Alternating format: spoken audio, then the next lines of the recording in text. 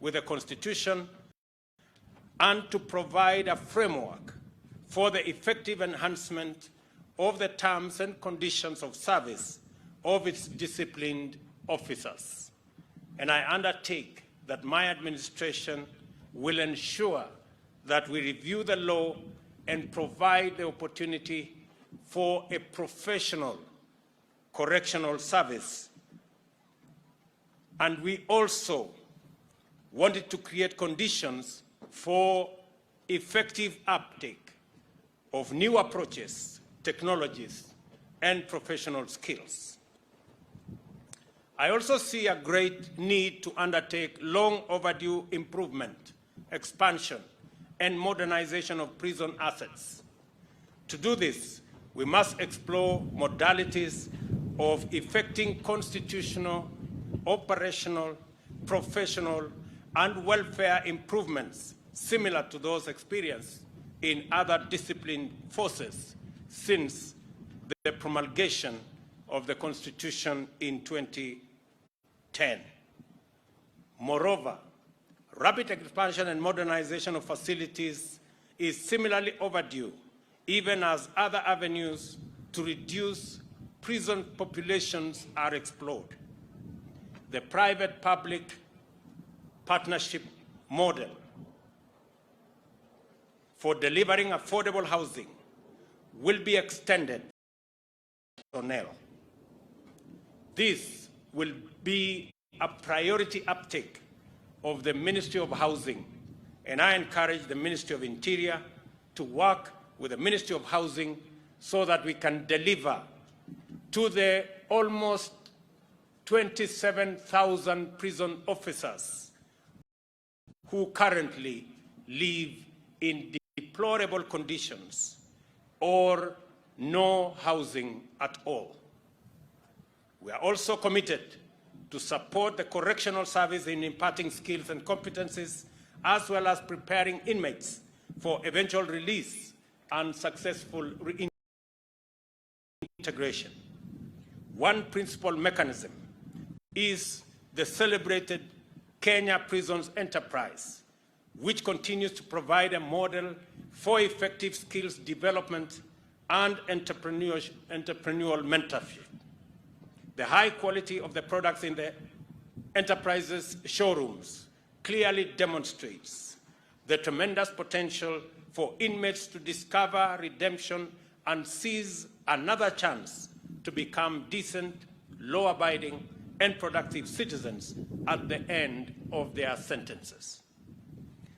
It will be useful to explore ways in which Kenya and the Kenya Prisons Enterprises can be supported to anchor this fundamental mandate of the Kenya Prison Service of engaging youth and women in wealth creation in 31 trade skills and transforming it into a business model that can offer value addition, skills transfer, entrepreneurship training, and product diversification to enhance overall business competitiveness. Similarly, the prison farms will venture strongly into mechanization, and I want to announce that the government of Kenya is going to provide R1 billion for the mechanization and modernization of equipment to be used in our prison farms, and additionally utilize other farming technologies to impart modern techniques to inmates while ensuring that the prisons are self-sufficient.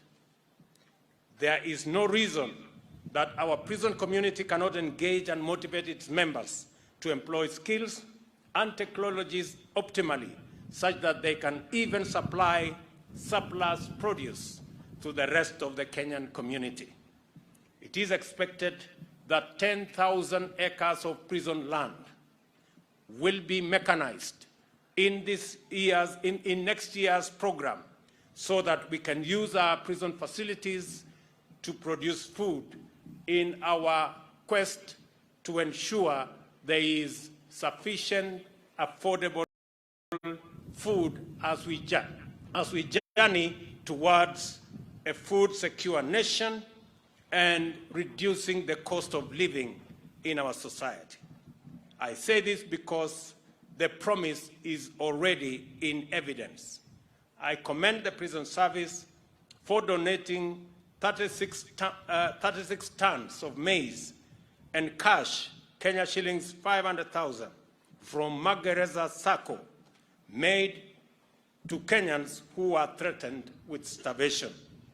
I want to thank you for this gesture, and may the Almighty God bless you. Another critical field in which our prison service can make a huge contribution is the Greening Kenya and the climate change program. To meet our target of growing 5 billion trees in the next 5 years, the Kenya prisons has a special place and capacity to provide seedlings.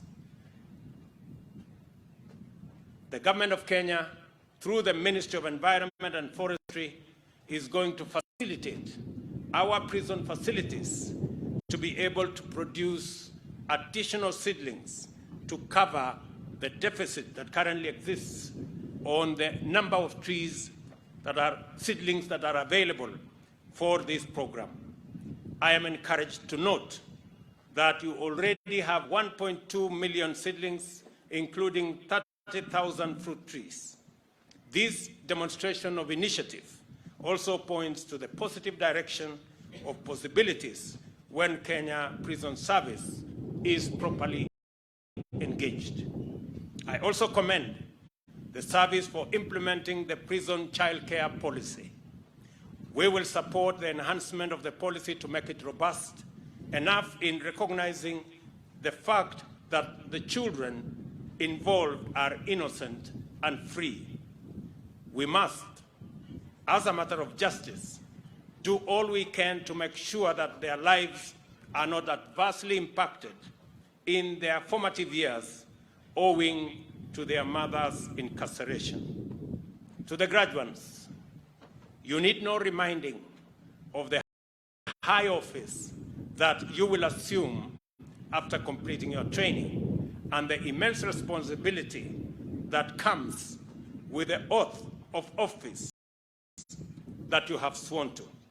It shall be your duty always to serve with dedication and integrity in accordance with the oath that you have taken today. You will be called upon at all times to exercise utmost professionalism and to demonstrate strong awareness of national interest. You must therefore be humane yet uncompromising, compassionate but firm. I want you to remember that duty will come first and that the oath you take today will bind you always. On this note, ladies and gentlemen, I want to confirm that the Ministry of Lands will, with dispatch and expediency, work with Kenya Prisons and the Ministry of Interior to secure all pieces of land and to ensure that they are surveyed and titles issued to secure them so that we can use these facilities for the good of our correctional services and for the good of our country. On this note, ladies and gentlemen, I congratulate these graduates. Congratulations to all of you for this fine achievement, and I wish you success in your future undertakings.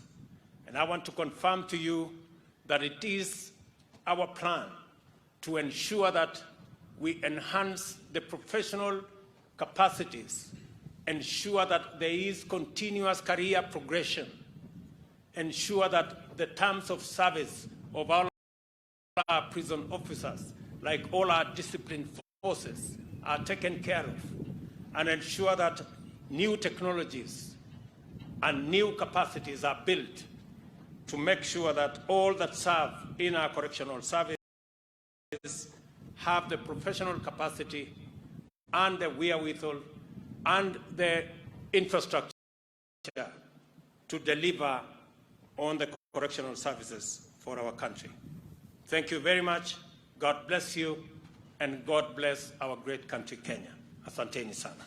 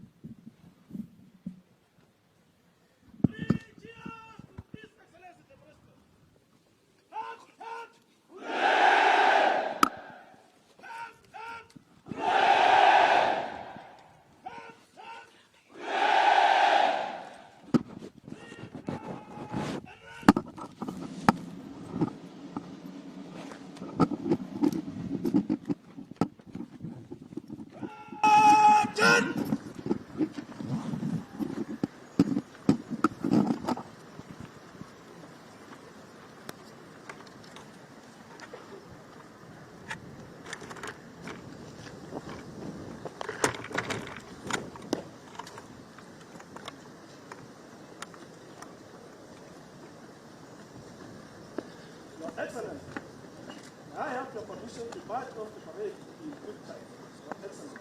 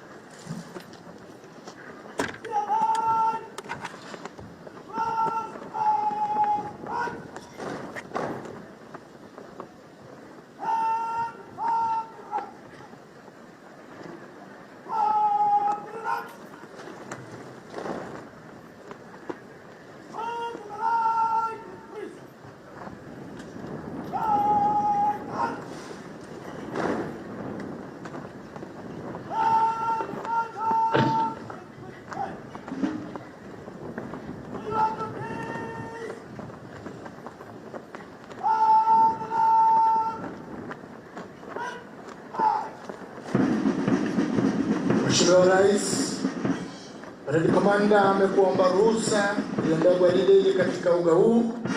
Baada ya kula kiapo, hivi sasa hawa ni maafisa kamili wa idara ya magereza.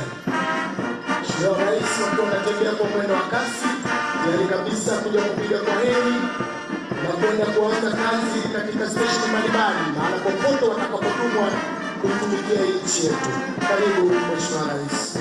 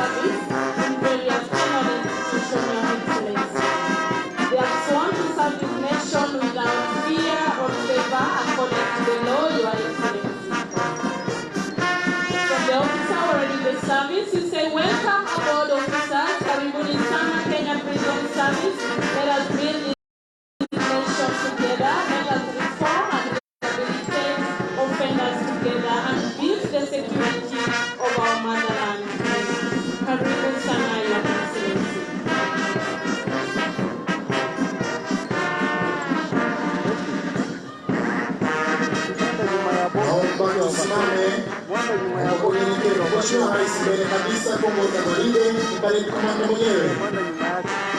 Senior Superintendent of Prisons Bwana Joshua Kimbega akifuata kwa karibu na Renga Resem Bwana Mark Nyukuri. Kikundi cha kwanza, Mheshimiwa Rais kinaongozwa naye Chief Inspector of Prisons Benjamin Msefa.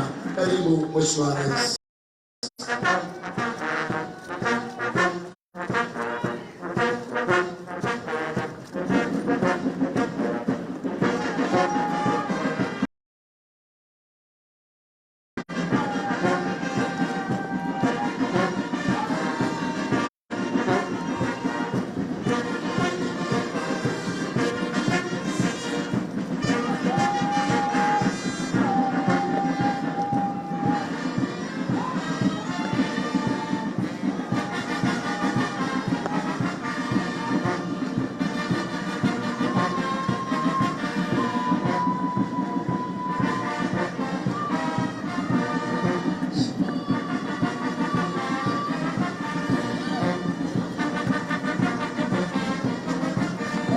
Your Excellency, these trainees have been empowered with the right skills and knowledge